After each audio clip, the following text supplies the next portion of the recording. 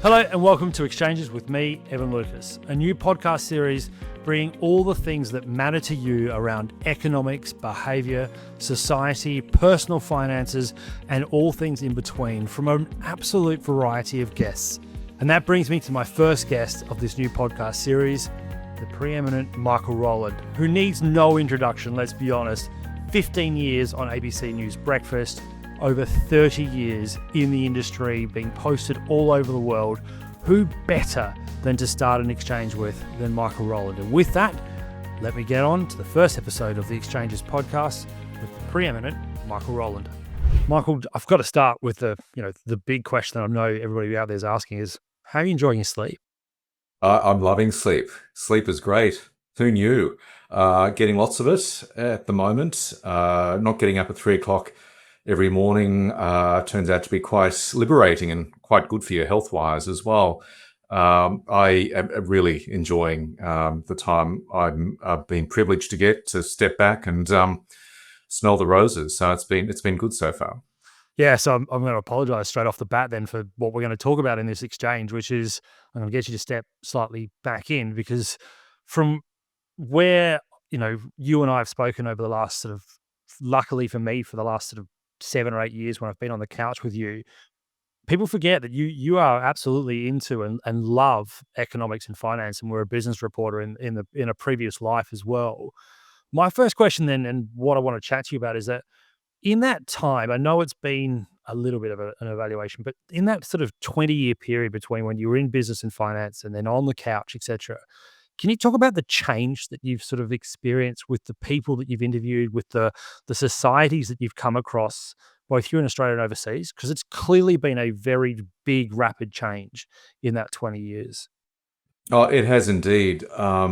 Economically, going right back, I started covering economics and finance at the start of the century intensively well, I've always done it. I've covered countless federal budgets, having worked in Canberra, and have gone back there for breakfast over the years. But I started covering finance and business most intently about 24 years ago, for 4 or 5 years. And I was also in the States when the global financial crisis erupted. And one of the not great memories I have of that time was in that 2-week, month-long period when things started going haywire. Being on Wall Street, I was up on Wall Street for 2 weeks and just watching ashen-faced stockbrokers and financial people walk out of the New York Stock Exchange every day. This is the time when the Dow was falling 700, 800 progressively each day. So I guess that's a roundabout way of saying the volatility for me really started a fair while ago. So the economics and budgets move in cycles, but certainly from that time, pushing through to last decade and certainly until now, it's much less stable. Sure, we have periods of economic stability, but the corporate world as well seems a lot more volatile, for want of a better term, for a range of reasons. Lots of external pressures being applied on balance sheets, external pressures applied on budgets federally, and that has really struck me as something of note. The fact that things have got really volatile over what is now a 20 or so year period. And for me, the challenge, and for anybody covering business and finance and politics more broadly in that it relates to economics, is trying to navigate that while dealing with these headwinds. And there've been enormous headwinds all the way through. So I just want to pick up on that, because I think you've really highlighted something that I really wanted to talk to you about today, is that, does that therefore mean that you still feel that the GFC, as it was, is probably still the biggest impactor that we're feeling now? So do you believe that GFC is part of the rise of what is now in the vernacular of Trumpism, the vernacular around, the haves, the have-nots, the fact that we have, crumbling, middle and lower socioeconomic societies, particularly in the US? You were there. I mean, it sounds like you felt that, and it is realistically, it's not changed. Is that where you see the sort of the genesis of where we are now with Trumpism and that sort of scenario?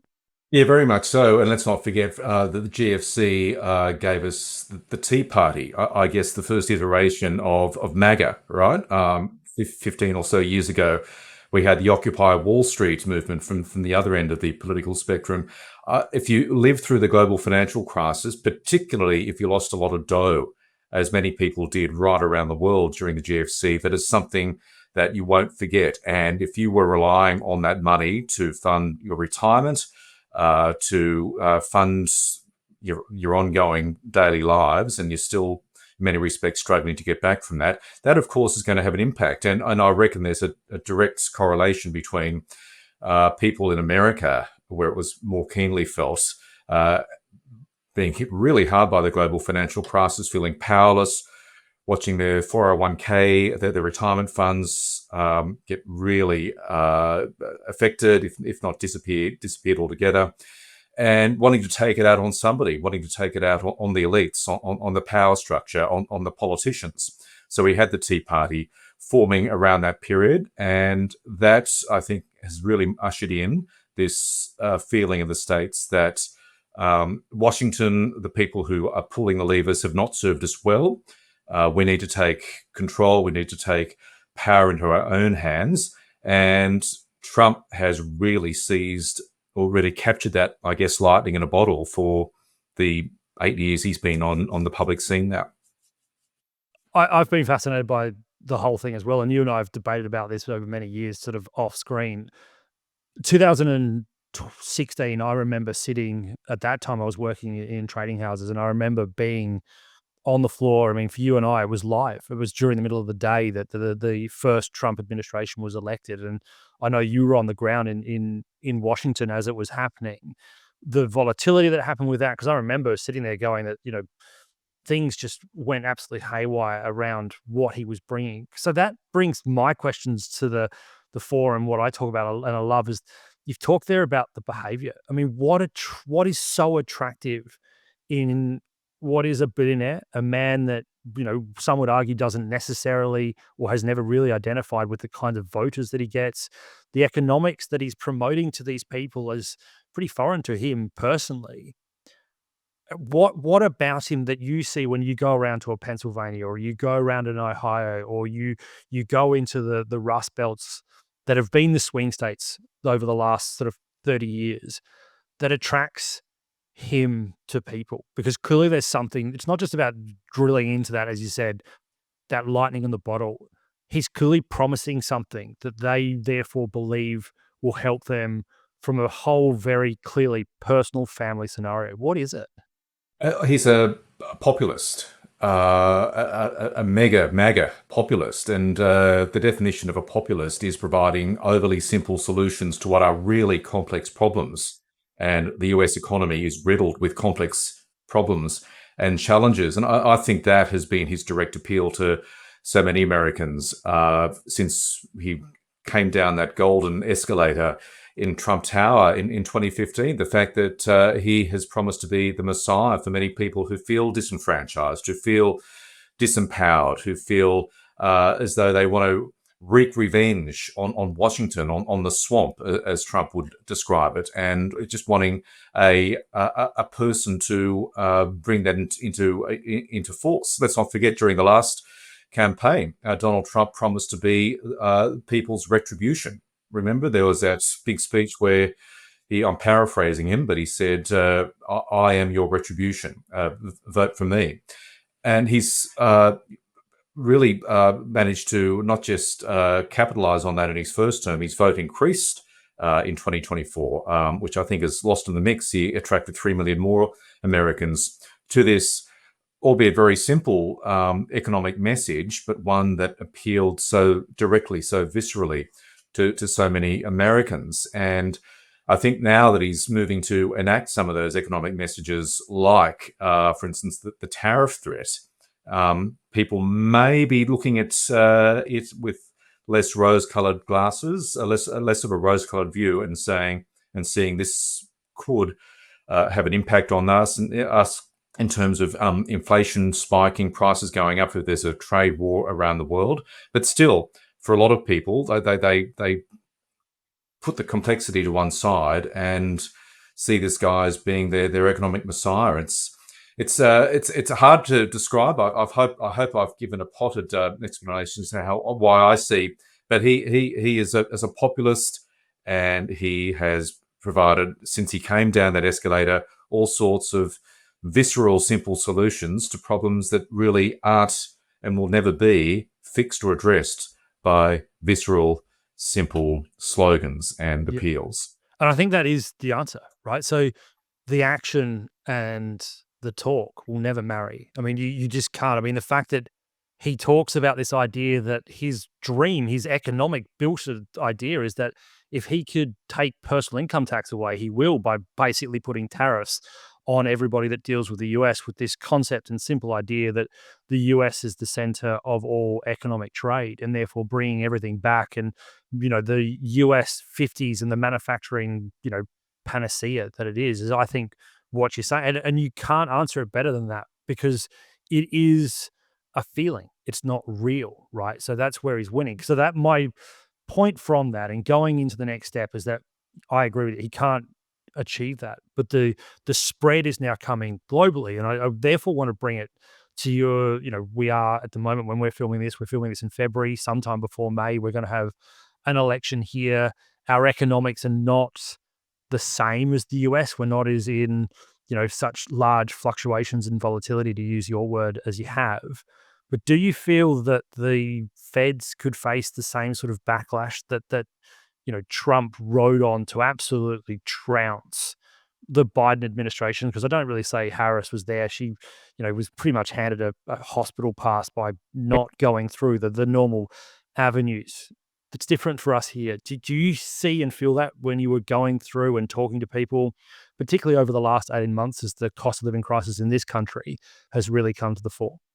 100%. Well, starting in the US, I was there for the tail end of the campaign, and I spoke to dozens of voters around the place. One particular comment has always stayed with me. It was in Harris. We were in Harrisburg, Pennsylvania, one of the key swing states that Donald Trump ended up winning. He won all of them, of course.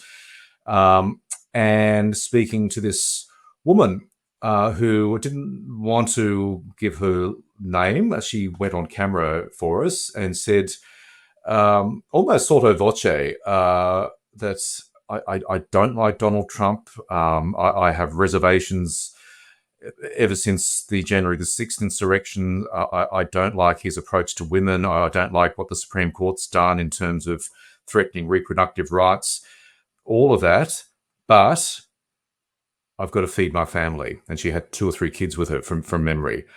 And Donald Trump, from my perspective, is the best person economically to help me and my family, putting all those other concerns to one side.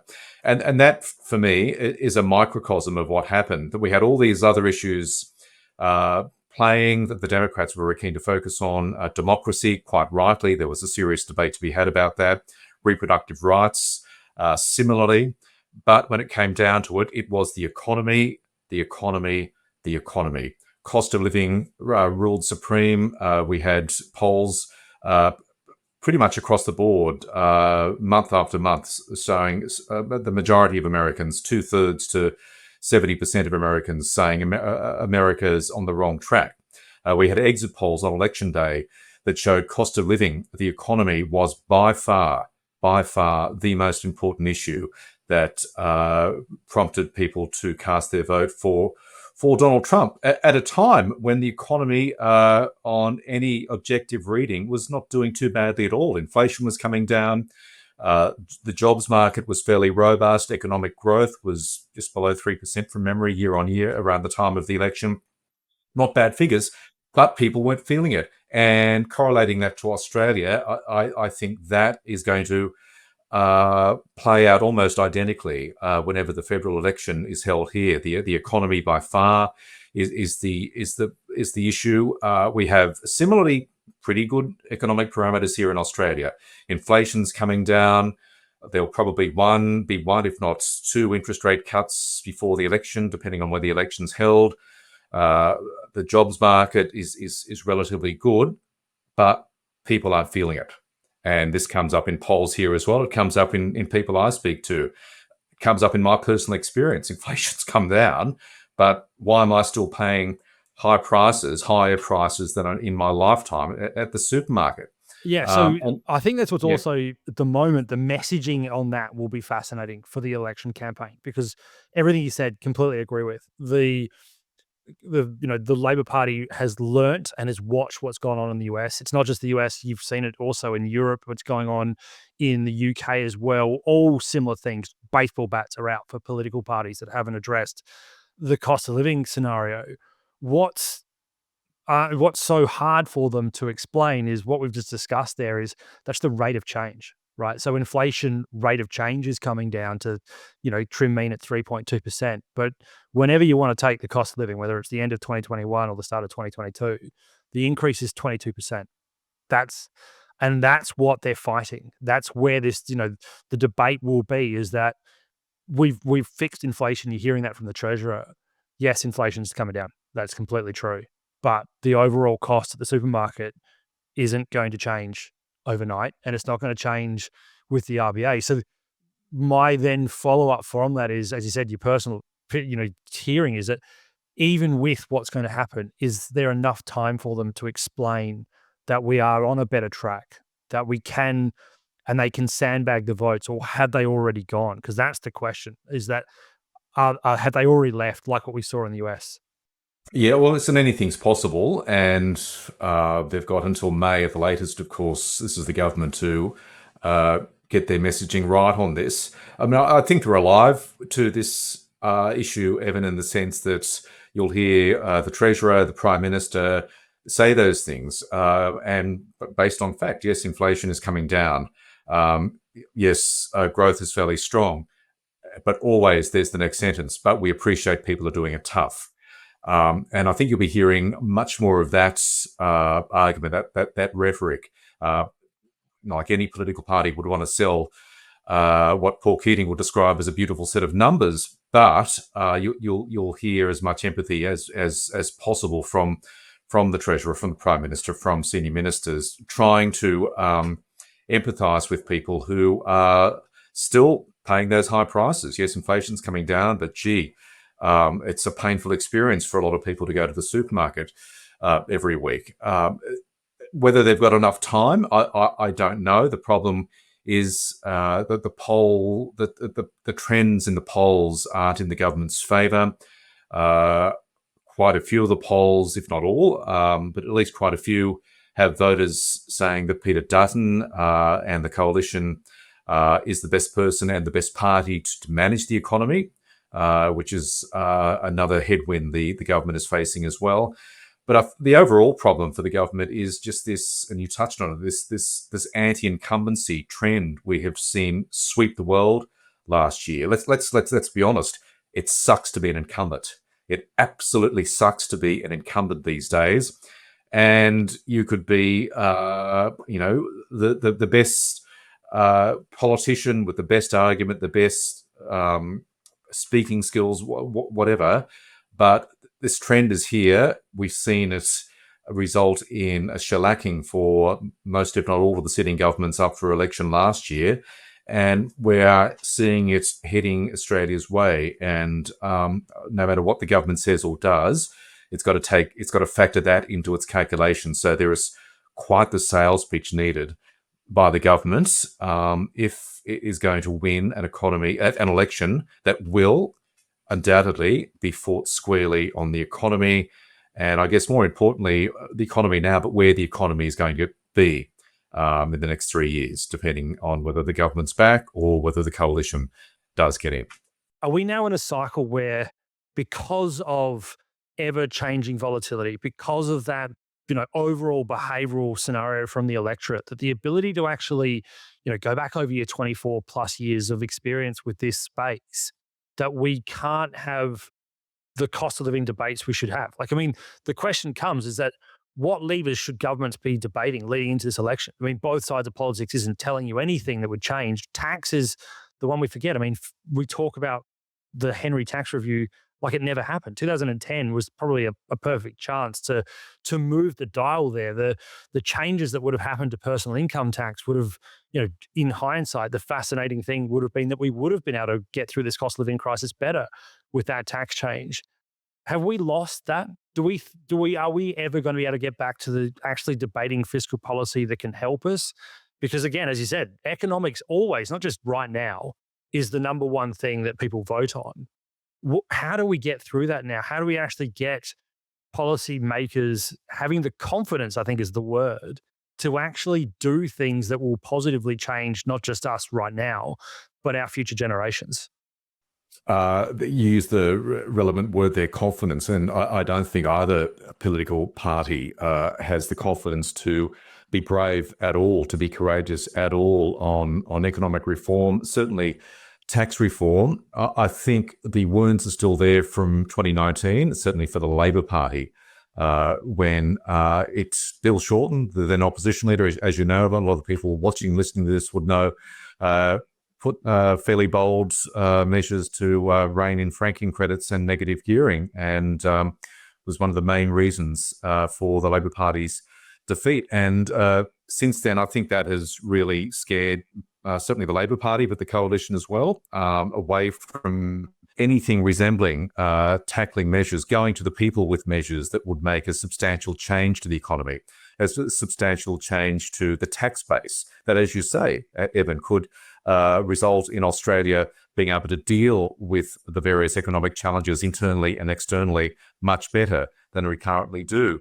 I honestly cannot see, particularly moving into a period, I think, of minority governments as far as the eye can see in the future. And I think this election will be the start of that. Any of the major parties being brave enough or being able to bring about a coalition of like minds and a minority government to press ahead with serious, substantial economic and tax reform. I may be wrong, but I just don't think that is going to happen anytime soon, mainly because of political timidity on both sides of politics.